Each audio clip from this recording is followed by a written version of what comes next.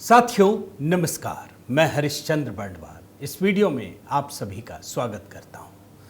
दोस्तों, जो काम सोनिया गांधी नहीं कर पाई वो काम राहुल गांधी करने जा रहे हैं।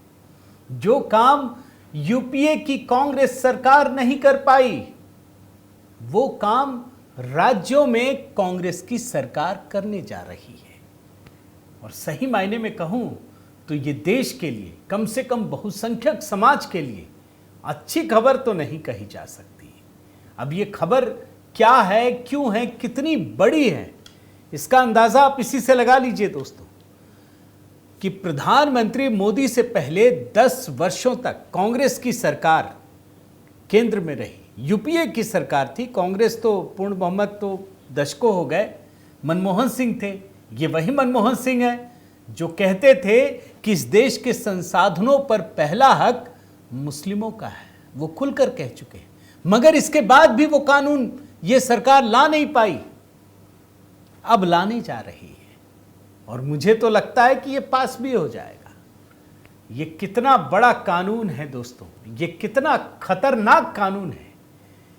ये धर्म को लेकर किस तरीके से चीजों को सामने परोस रहा है, इसी के बारे में आज आपके सामने चर्चा करूंगा। मैं निवेदन करता हूं दोस्तों कि आप कमेंट के साथ अपनी बात भी रखिएगा, बताइएगा। आप लोगों में से बहुत सारे लोगों को यूपीए सरकार का वो कानून ज़रूर याद होगा। आप ज़रूर अपनी बातें भी रखिएगा। और दोस्तों, आपसे निवेदन भी करता हूं कि एचबी मेलोडी वहाँ पर नए गीत की तैयारी शुरू हो गई है। प्रधानमंत्री मोदी के जन्मदिन पर 75 साल पूरे हो रहे हैं, उसी को लेकर हमने एक गीत तैयार किया है। अब अगले 1-2 दिन में उसे आपके सामने रखूंगा दोस्तों। इस बीच रक्षाबंधन पर जो गीत हमने अपलोड किया है उस पर आपके बहुत सारे प्रेम और तमाम चीज़ें मैं कमेंट में देख रहा हूं। मैं निवेदन करता हूं दोस्तों कि उसे अधिक से अधिक लोगों तक पहुंचाइएगा और खुद भी सुनकर अपनी बात रखिएगा। आइए शुरू करते हैं दोस्तों। मैं ज़रा आपको बैकग्राउंड से बताना चाहता हूं दोस्तों। बैकग्राउंड में एक बिल है, आपको नाम याद है या नहीं, कम्युनल वायलेंस बिल। ये 2011 की बात है। ये बिल सोनिया गांधी के नेतृत्व में नेशनल एडवाइजरी काउंसिल उसने तैयार किया था ड्राफ्ट। और ये कानून जैसे ही पहली बार देश के सामने आया, communal violence prevention control and rehabilitation of victims bill 2005-2011 में ड्राफ्ट तैयार किया गया था। पूरी दुनिया को, कम से कम भारत के लोगों को जैसे ही पता चला, हड़कंप मच गया। इतना खतरनाक बिल था दोस्तों। यह बिल संविधान के भी खिलाफ माना गया, समानता का जो सिद्धांत है उसके विरुद्ध था। और यह बिल क्या था आप जानते हैं? इसमें स्वाभाविक रूप से कोई दंगा हो, कहीं पर भी कोई भी कर ले, इस बिल के तहत यह मान लिया जाता कि अल्पसंख्यक पीड़ित होगा और बहुसंख्यक आरोपी होगा। यह पहले से ही मान लिया जाता। यह बिल ऐसा था दोस्तों। मतलब बहुसंख्यक यानी हिंदुओं को दंगा होने की स्थिति में पहले से ही दोषी मान लेने का प्रावधान था, प्रिजम्पशन ऑफ गिल्ट। यह भारत में सोनिया गांधी की जो सरकार थी वो करने जा रही थी, मनमोहन सिंह की सरकार करने जा रही थी। आप जानते हैं ना नेहरू के बारे में एक किस्सा, कि नेहरू के समय में अगर कहीं कोई दंगा हो जाता था तो अगर मान लीजिए पुलिस वाले गिरफ्तार करके आए कि अगर मुस्लिम दोषी है तो मुस्लिम को गिरफ्तार करो, हिंदू दोषी है हिंदू को करो। लेकिन अगर मुसलमानों को गिरफ्तार कर लिया, हिंदू दोषी नहीं है, तो वो बोलते थे कि जितने मुसलमान पकड़े हो उतने हिंदू भी पकड़ने पड़ेंगे, ये कहते थे। मतलब भले ही वो दोषी हो ना हो, उनको पकड़ना पड़ेगा। ये जो कम्युनल वायलेंस बिल था दोस्तों यूपीए सरकार का, वो यही था। इसमें बहुसंख्यकों को दोषी मान लेने का प्रावधान था।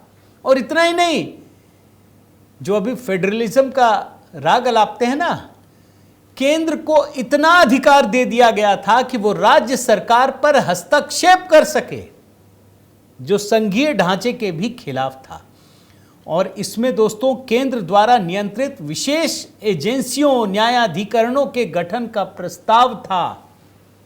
और सिर्फ इतना ही नहीं, धार्मिक पहचान के आधार पर यह विशेष तौर पर मुसलमानों के लिए लाया गया था, तुष्टीकरण के लिए, कि उनको विशेष रूप से मुआवजा देने की बात कही गई थी। यानी समानता के भी खिलाफ, संविधान के खिलाफ, समानता के खिलाफ, पूरे के पूरे धर्म के खिलाफ यह था।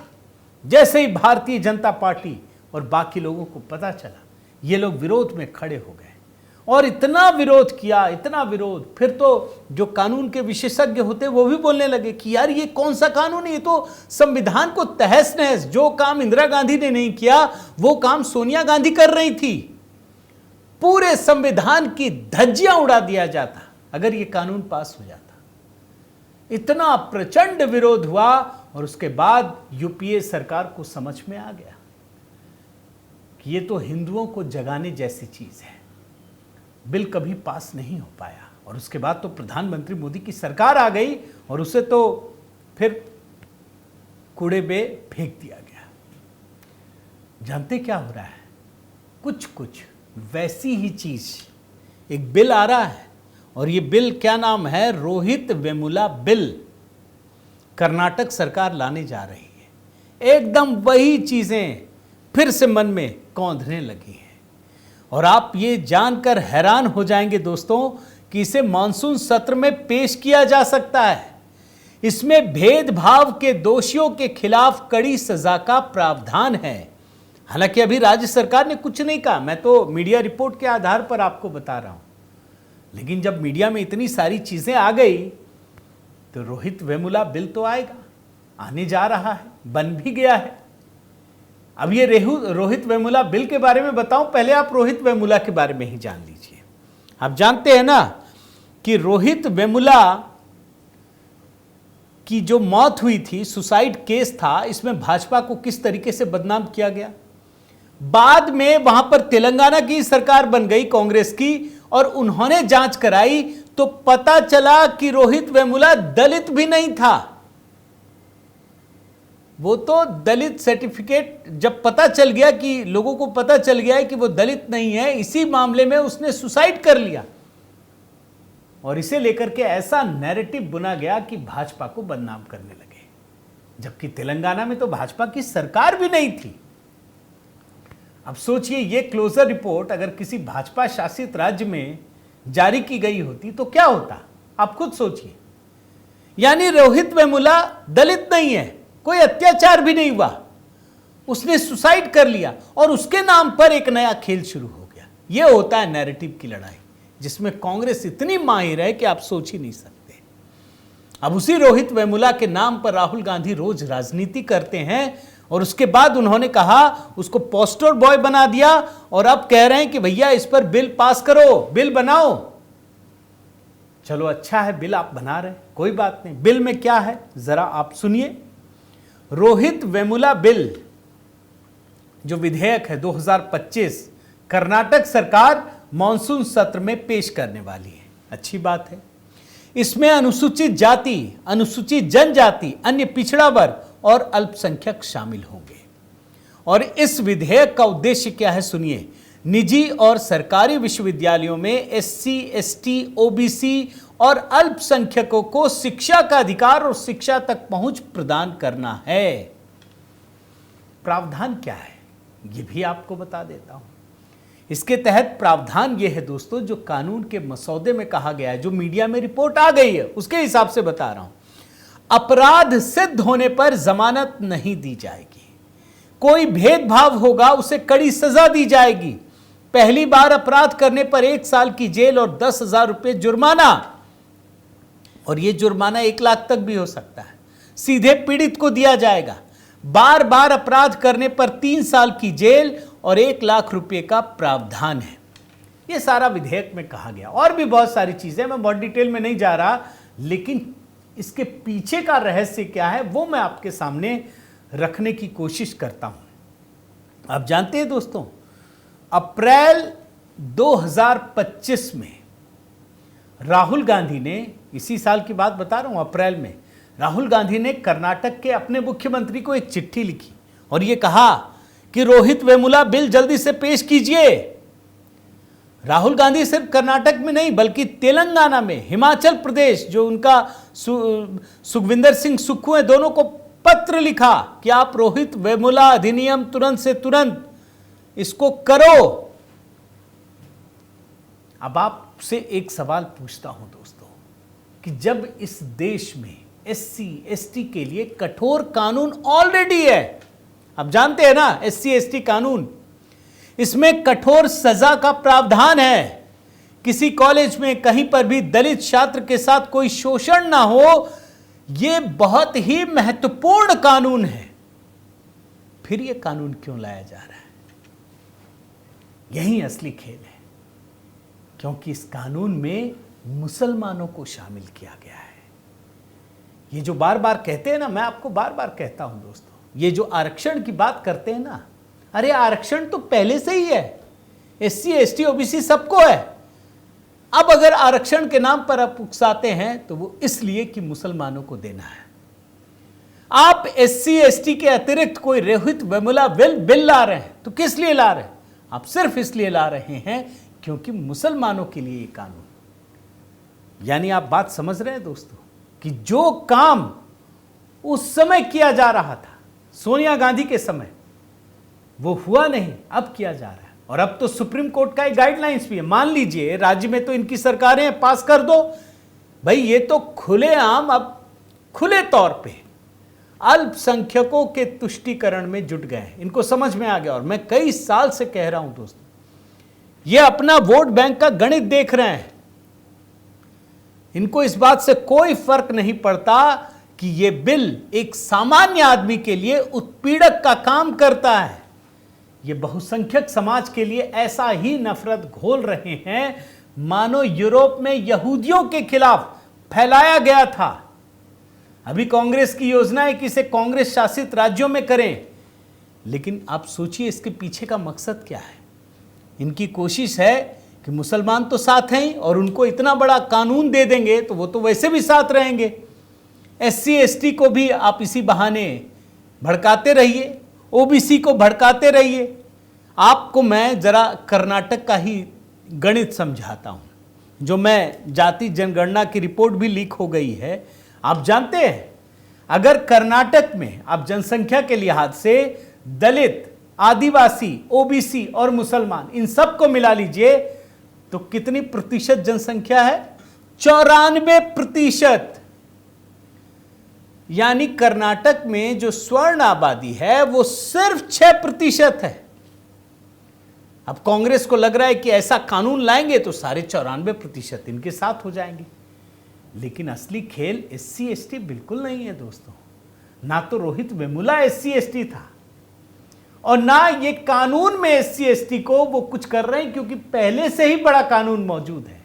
यानी ये पूरा का पूरा मामला सिर्फ और सिर्फ मुसलमानों के लिए किया जा रहा है, ये हकीकत है। और पूरे के पूरे बहुसंख्यक समाज को एक तरीके से कटघरे में खड़ा करने का वही प्रयास हो रहा है जो यूपीए सरकार के समय हो नहीं पाया। अब ये लोग कैसे काम करते हैं, कैसे समाज को तोड़ने का काम करते हैं, जरा एक आपको उदाहरण देता हूं, बिल्कुल लेटेस्ट उदाहरण। भाई शुभांशु शुक्ला, ये सिर्फ भारत के लिए नहीं दोस्तों, बल्कि पूरी दुनिया के लिए, पूरी मानवता के लिए एक गौरव का विषय था कि भाई एक भारतीय शुभांशु शुक्ला वो इंटरनेशनल स्पेस स्टेशन पर जाता है, वापस लौटता है, सब खुश हैं, सब वाहवाही कर रहे हैं। और भारत के लिए तो विशेष खुशी की बात है कि भाई हमारा एक नवयुवक गया है, वैज्ञानिक गया है। लेकिन कांग्रेस को इसमें भी एक मसाला मिल गया। कांग्रेस के और राहुल के सबसे करीबी नेताओं में से एक हैं उदित राज। उन्होंने इस मामले में कहा कि भाई शुभांशु शुक्ला को क्यों भेजा, दलित को क्यों नहीं भेज दिया। अब बताइए, मतलब साइंटिस्ट जाना है, वहां क्या जाति देखकर भेजेंगे? आप सोचिए ना, क्या कभी ये करेंगे कि नहीं उदित राज कि हम जो रिजर्वेशन से आया होगा डॉक्टर हम उसी से इलाज करेंगे, कभी कहा होगा इन्होंने? कभी नहीं कहा होगा। लेकिन साइंटिस्ट जा रहा है, वो वापस लौट रहा है। इसको लग रहा है कि इसकी आलोचना करो तो मोदी की आलोचना होती है। ये इंसान ये कह रहा है कि शुक्ला क्यों है, कोई दलित क्यों नहीं है। क्या यही उदित राज कभी कांग्रेस से पूछ पाएंगे कि भाई आप तो कई दशकों तक राज रहा, कभी किसी दलित को प्रधानमंत्री क्यों नहीं बना दिया? कांग्रेस में जब भी आपको मिला तो गांधी परिवार ही नजर आया, क्यों एक दलित को नहीं बनाया? कभी हिम्मत होगी सवाल पूछने की? कभी नहीं पूछेंगे। एक दलित को पार्टी का अध्यक्ष भी बना दिया तो वो आला कमान की बात करता है। ये सवाल उठाया कि कोई दलित अगर पार्टी प्रेसिडेंट है तो उसके ऊपर भी कोई आला कमान बैठ जाएगा। तो दोस्तों आप समझिए, इनकी नीयत खराब है और इसीलिए इनकी नीतियां भी बहुत खराब हैं। मगर मैं मानता हूं, क्योंकि देखिए अब राज्य सरकार के लिए सुप्रीम कोर्ट का एक बड़ा फैसला आया हुआ है कि 3 महीने तक साइन नहीं करेंगे बिल बन जाएगा। तो भैया जो काम कांग्रेस अपने केंद्र सरकार में रहते नहीं कर पाई वो काम होने वाला है। सतर्क रहने की जरूरत है और मेरा तो ये मानना है कि आम लोगों में जागरूकता की भी जरूरत है। उसको समझने की जरूरत है कि ये बिल क्यों आ रहा है, किसके लिए आ रहा है, किसके खिलाफ लाया जा रहा है, इसके पीछे की नीति और नीयत क्या है। उम्मीद करता हूं दोस्तों ये वीडियो आपको पसंद आया होगा। आपसे निवेदन है कि ज़रूर कमेंट के साथ जुड़िएगा, बताइएगा आपको ये वीडियो कैसा लगा। अगर आपने चैनल सब्सक्राइब नहीं किया है तो ज़रूर कीजिए, लाइक कीजिए, बेल आइकन दबाइए। और हाँ, HB मेलोडी वहाँ गीतों का सिलसिला जारी है। रक्षाबंधन पर जो गीत मैंने लिखा है, मैंने खुद गाया है दोस्तों, ज़रूर सुनिएगा, सबको सुनाइएगा और बताइएगा कैसा लगा। बहुत बहुत धन्यवाद। जय सिया राम।